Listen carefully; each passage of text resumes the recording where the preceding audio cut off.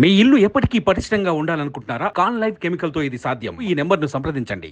జనసేనని అర్థం చేసుకొని ఈ రోజున పిఠాపురంలో మన జనసేన పార్టీని బలోపేతం చేయడానికి వచ్చిన ఎంపీటీసీలని, లాయర్ని, నాయకుల్ని పేరు పేరున విభిన్నమైన సామాజిక వర్గాల నుంచి వచ్చిన ప్రతి ఒక్కరికి కూడా నా హృదయపూర్వక నమస్కారాలు. మనస్ఫూర్తిగా మీ అందరినీ జనసేన కుటుంబంలోకి ఆహ్వానిస్తా ఉన్నాం. ఇది ఫోటోలకో, ఇంక నేను ఒక నియోజకవర్గాన్ని, మన పిఠాపురాన్ని నా స్వస్థలం చేసుకోవడానికి వచ్చాను ఇక్కడికి. నా కోరిక ఈరోజు పొద్దున వచ్చేటప్పుడు అనుకుంటా ఉన్నా, మన జనాభా 2 లక్షల పైచిలకు కుదిరితే నేను ఈ రానున్న కొద్ది కాలంలో కూడా ప్రతి ఒక్కరితోటి ఫోటో తీయించుకోవాలనేది నా కోరిక. కాకపోతే అది ఒక్క రోజులో అవ్వదు కాబట్టి తీసుకున్న వాళ్ళని నేను కూర్చోబెట్టి ఉదయకి పొద్దునే చెప్దాం అనుకుంటున్నా. మన కమిటీ కూడా ఈ కొద్ది సంవత్సరాల్లో లేదు, ఇక్కడ కూర్చొని పాప మీరు అందరూ నలిగిపోతారు, మీరు రావాలని ఉంది కానీ మీరు రాలేకపోతున్నారు. నేను కనీసం రోజుకి ఒక 200 మందికి పిలిచి నేను ఫొటోస్ ఇస్తాను. నేను కాకపోతే అంటే ఎందుకు మనకేంటి కొన్ని ప్రోటోకాల్స్ పాటించకపోతే ఏమైపోద్ది అంటే, చాలామంది కొంతమంది ఈ కిరాయి మూకలు ఏం చేస్తారంటే, ఎక్కువ మంది వచ్చినప్పుడు సన్న బ్లేడ్లు తీసుకొచ్చి కట్ చేస్తూ ఉన్నారు సెక్యూరిటీ వాళ్ళని కూడా, నన్ను కూడా.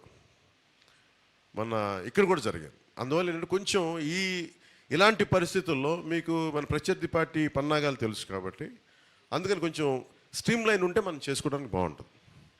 సో నేను పిఠాపురంలో ఇప్పుడే కాదు, రేపు పొద్దున మీరు భారీ మెజారిటీ ఎమ్మెల్యేగా గెలిపించాను. నేను ఒకటి అనుకున్నా, రోజువారీ కార్యక్రమంలో ప్రతి మండలం, ప్రతి గ్రామంలో కూడా మన ఎవరైతే ఉన్నారో అందరికీ నాకు ఫోటోలు ఇవ్వడానికి నేను సంసిద్ధంగా ఉన్నాను. ఎందుకంటే ఇది ఏదో సడన్గా వచ్చి వెళ్ళిపోవడానికి కాదు, నేను మనస్ఫూర్తిగా చెప్తున్నాను. శ్రీపాద శ్రీవల్లభుడి సాక్షిగా, మన బంగారు పాపమ్మ దర్గా సాక్షిగా, ఆంధ్ర బాప్టిస్ట్ చర్చ్ సాక్షిగా చెప్తున్నా. నేను ఇక్కడ ఉండి ఇది మన స్వస్థలం చేసుకొని అందరికీ నా సాధ్యమైనంత మేరకు కొంచెం మన అందరం ఒక నియంత్రణ పాటిస్తే, నియమాలు పాటిస్తే అందరికీ అందుబాటులో ఉంటాను, చేస్తాను, పని చేస్తాను. సో నాకు కావాల్సిందల్లా నేను ఫస్ట్ టైం నేను మొన్న పార్టీలో మన సెంట్రల్ హాల్లో చెప్పాను, మన పార్టీ కేంద్ర కార్యాలయంలో. నేను ఎప్పుడు ఎవరిని అభ్యర్థించను. ఎందుకంటే నాకు అవసరం లేదు. ఎప్పుడు నేను అభ్యర్థించేది ఒక భగవంతుని అభ్యర్థిస్తాను. నాకు నిజంగా కష్టాలు ఉన్నప్పుడు తల్లిలో తండ్రి నాకు హెల్ప్ చేయని భగవంతుని కోరుకుంటాను, అంతే. చేయి చాచి అడుగుతాను భగవంతుని.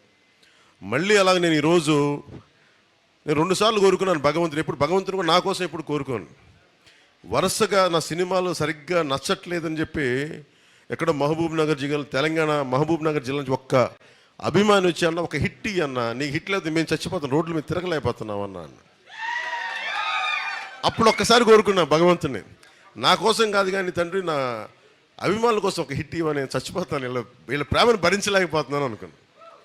అలాగే భీమవరంలో ఓడిపోయిన తర్వాత మన వాళ్ళందరూ నలిగిపోతానని అడిగాను, తండ్రి ఒక్కసారి ఆ గెలిపించే విజయం అంటే ఒకసారి చూపించావు, మా వాళ్ళు చంపేస్తాను నన్ను అనుకుంటే, ఆ అడిగినందుకు కోరికగా పిఠాపురం అని పిలిచింది. పిఠాపురం అందుకని చెప్తాను, నేను రుణగ్రస్తుడిని. పిఠాపురానికి నేను రుణగ్రస్తుడిని. సో అందుకని నేను ఇక్కడ చెప్తున్నా, ఏదో ఒక గ్రామంలో ఇల్లు తీసుకుంటాను.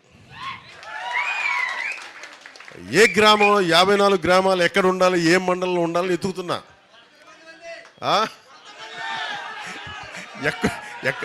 భగవంతుడు శ్రీపాద శ్రీవల్లభుడు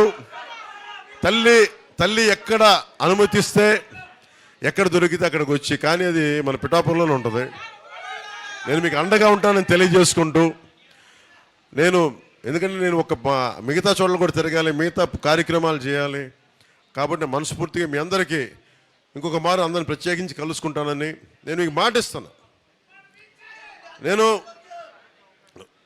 మన టీ టైం ఉదయ్, నాకు తంగెళ్ళ ఉదయ్ శ్రీనివాస్ కంటే కూడా టీ టైం ఉదయ్ ఒక 25,000 మందికి 2017లో ప్రారంభించి 4,000 సంస్థలు 4,000 ఫ్రాంచైజీలు స్థాపించి ఒక స్టార్ బక్స్ లాగా ఒక బరిస్టా లాగా, కాఫీ డే లాగా 10 లక్షల ఖర్చుతోటి 4,000 మంది ఎంటర్ప్రెన్యూర్స్ని తయారు చేసి అందరూ మనకి డిగ్రీ చేసి మన ఇంజనీరింగ్ చేసి రకరకాల సుఖాల్లోకి వెళ్లకుండా కూర్చొని 2 సంవత్సరాలు 10 లక్షల ఒక మధ్యతరగతి కుటుంబం నుంచి వచ్చి 10 లక్షల రూపాయలు పెట్టుబడి పెట్టుకొని ఒక టీ పొడి తయారు చేసుకొని అది ఒక చిన్నపాటి షాప్ ఓపెన్ చేసి 2017లో స్టార్ట్ చేసినది 2000 ఇది వచ్చి ఇప్పుడు ఈ సంవత్సరానికి 2024కి 4,000 అవుట్లెట్స్ పెట్టాడు.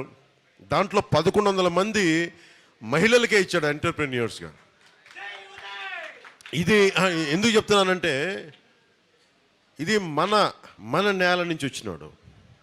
ఎక్కడో విదేశాల నుంచి వచ్చి ఎన్నికల కోసం వచ్చి వెళ్ళిపోయాడు కాకుండా మన నేలలో ఉండి మన నేలకి ఉద్యోగాలు ఇచ్చి మన నేల నుంచి సంపద సృష్టించి ప్రతి అవుట్లెట్లో 4 నుంచి 6 మంది మనకు ఉపాధి అవకాశం కల్పించాడు ఉదయ్, మనకి టీ టైం ఉదయ్.